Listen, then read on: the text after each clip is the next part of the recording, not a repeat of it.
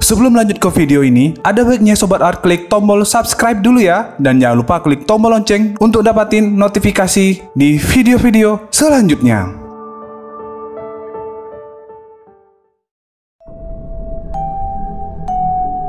Bayangkan kalau kekuatan supranatural turun-temurun bertemu dengan teknologi super canggih dari masa depan. Boom! Jadilah Santet Man. Hai para penikmat komik lokal dan pecinta dunia supranatural. Kali ini kita akan menyelam ke dalam semesta gila, unik dan seru dari karya Eko Bambang yang satu ini.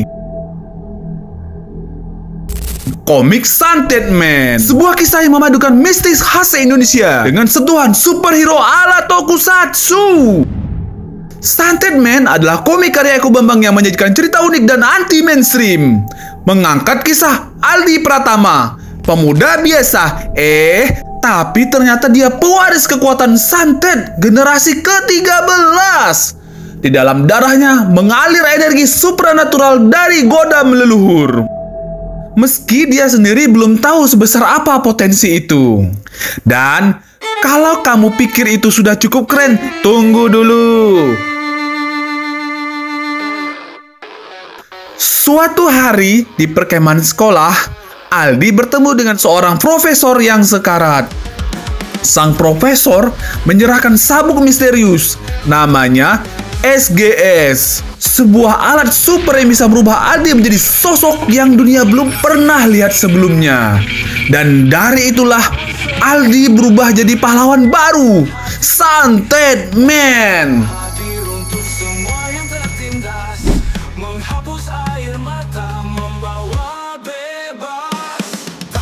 Tapi ingat, di mana ada pahlawan, di situ ada musuh bebuyutan. Muncullah Dr. Gin, pemimpin organisasi jahat yang ngebet banget dapetin sabuk SGS. Why? Karena dia pengen nguasain dunia, bro. Klasik. Yes. Tapi cara dia jalaninnya, wah, gak bisa diremehkan.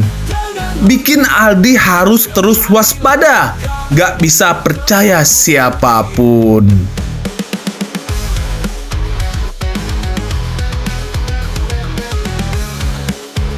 Pertanyaannya sekarang, siapa yang bisa Aldi percaya?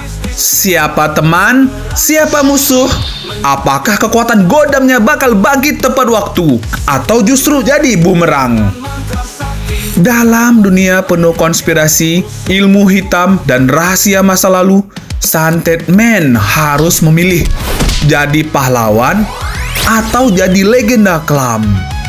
Kalau kamu suka cerita yang anti-mainstream, out of the box, penuh aksi, mistis, dan 100% lokal, komik ini wajib kamu lirik.